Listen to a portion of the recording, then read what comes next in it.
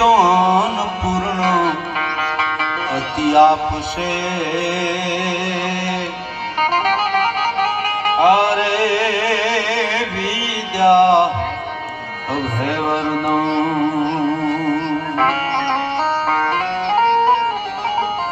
પણ દંત કથાને દાખલે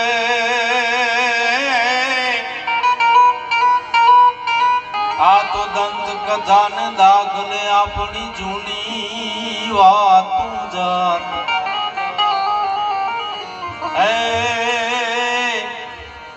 ના જન્મી નહોત જગતમાં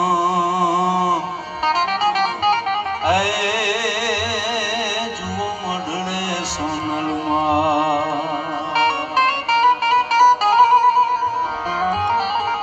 હિત ચારણ ચિત ભક્તિમાં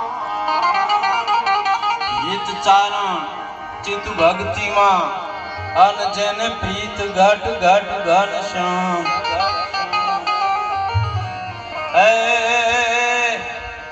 હે રીત રખણ રવિ જુમચ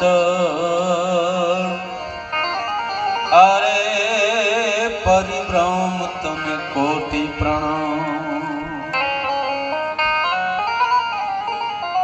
મઢડાટી બે નોતરામાં ચારું સાફ પ્રસાદ મઢડા માટી બે હે નોતરામાં ચારણ સાફ પ્રસાદ નીરજ બુઢી આખો આપ ઢંકાણો રજ રે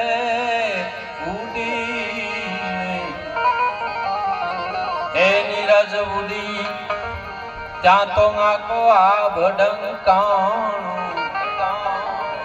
સૂરજ પૂરે છે હાથ ગમણા ગમણા ઓરડા વાળી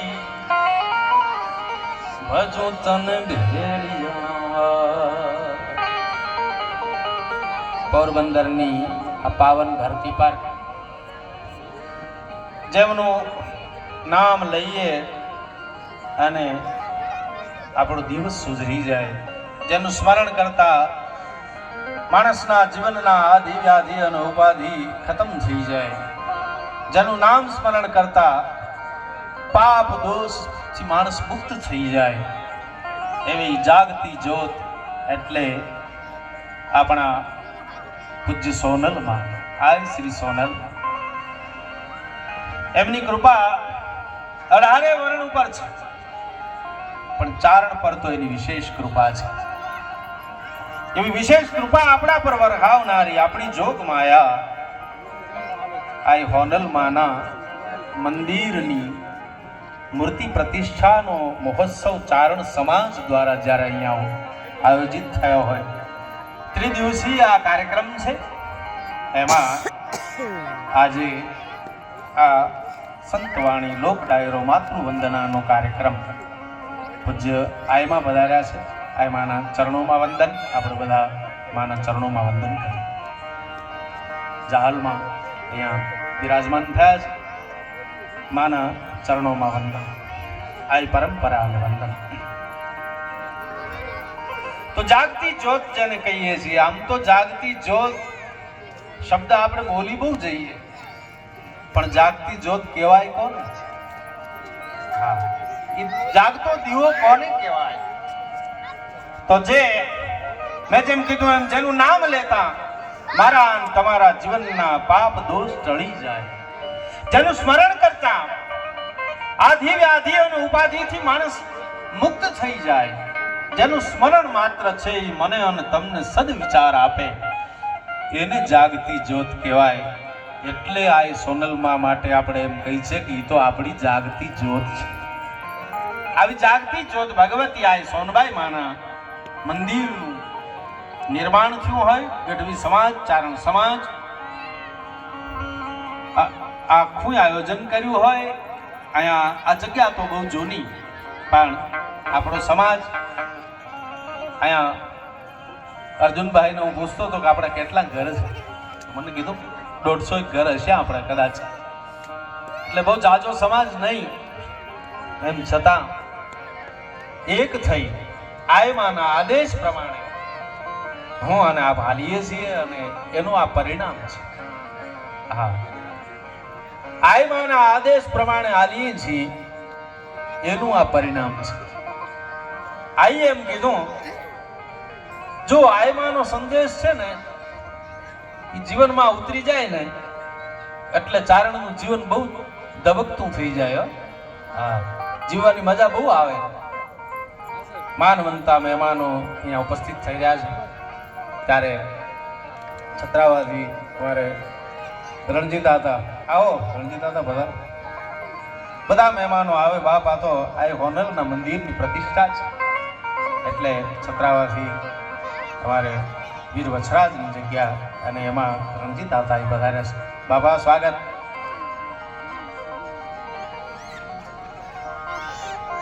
હજી તો આ શરૂઆત છે, કારણ કે નંબરિયા પડે છે એવું બોલવું મને ગમે નહીં, એટલે આ શરૂઆત છે. કારણ કે નંબર તો ફિલ્મ ના પડે, આપણે કે ફિલ્મ તો લઈને બેઠા નથી. હા, અહીં તો આ પરંપરાની વાતો કરવી છે. અને એક વિનંતી મારે આપને કરી દેવી છે અહીંયાથી કે બને ત્યાં સુધી આ વચ્ચેથી અહીંથી અવર જવર થોડીક ઓછી કરજો. જે મહેમાનોને આગળ આપણે લઈને આવવાના હોય તો ફરજિયાત છે, પણ નહીંતર આમ વચ્ચે અવર જવર ઓછી થાય એટલે, કારણ કે આપણે આમ આનંદ કરવો છે. માના સાનિધ્યમાં જઈએ, ભગવતીનો દરબાર છે. પૂજ્ય મેરુબા બાપુને યાદ કરું છું આ તકે એટલા માટે કે અહીંયા એમણે આ પાયાનું કામ કર્યું છે. હા, પાયો નાખ્યો ધરતી પર જગ્યાનો. અને હું રાજી થયો અર્જુનભાઈ, તમે મેરુબા બાપુનો ફોટો મંદિરમાં પધરાવ્યો છો. હું રાજી થયો. હા, કારણ કે આપણે આપણા વડલાને યાદ રાખવા જોઈએ. જેની છાયામાં આપણે રહીએ છીએ એને આપણે યાદ. ચાણ સમાજ માટે આ બધા વડીલો કેવડું મોટું કામ કરી ગયા છે. એકવાર આ બધા વડીલો માટે જોરદાર તાળીઓ. ભગત બાપુ હોય, કાગ બાપુ હોય, પિંગળસિંહ બાપુ હોય, મેરુબા બાપુ હોય, કેટલા નામ લઈ આપણે. શંકરદાન બાપુ હોય, કેટલા નામ છે. કચ્છમાં જાવ તો ન્યાય એવડા મોટા આપણા ચારણ સમાજના વડીલોએ બહુ મોટું કામ કર્યું, સમાજ માટે કામ. આજ તો હેલો યુગ છે. આજ તો આપણે ભેળું થવું હોય તો ઘડીકમાં ભેળા થઈ જાય. એક સમય એવો હતો કે જ્યારે જલ્દી ભેગું નહોતું થઈ શકાતું. તેથી આખા સમાજને જેણે ભેળો કર્યો છે એ આયમાની કૃપા આપણા સૌ ઉપર વરસી છે. ત્યારે આપણો સમાજ છે, ચારણ પરંપરા છે. હું આયમાં કાયમ બોલું છું કે ચારણને ઓળખવો હોય તો દુનિયા માટે બે ઓળખાણો ચારણની વિશેષ રહી. આમ તો ઘણી ઓળખાણ છે, પણ બે ઓળખાણ ચારણોની વિશેષ રહી છે. એક ઓળખાણ ચારણની જગદંબા હોય, ચારણની ઓળખાણ આ આવ્યું છે ને એનાથી ચારણ ઓળખાણ આપણે દેવીપુત્ર કહેવાય.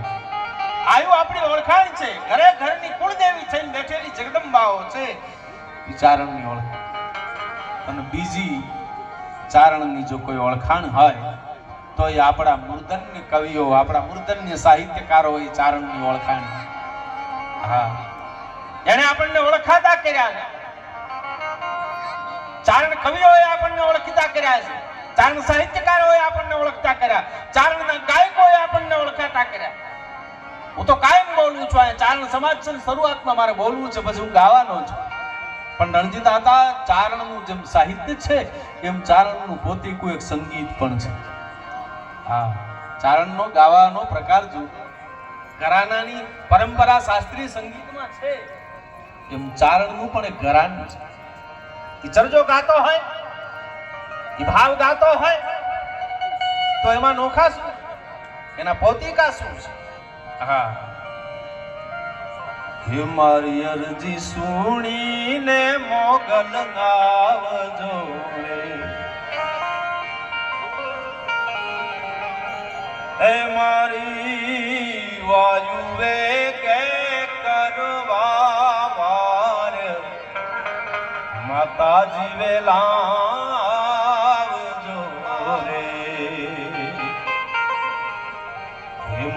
મારી અરજી હે સુણીને સોનલ આવજો રે. આ ભાવ ચાલ પરંપરાની ગાયકી છે.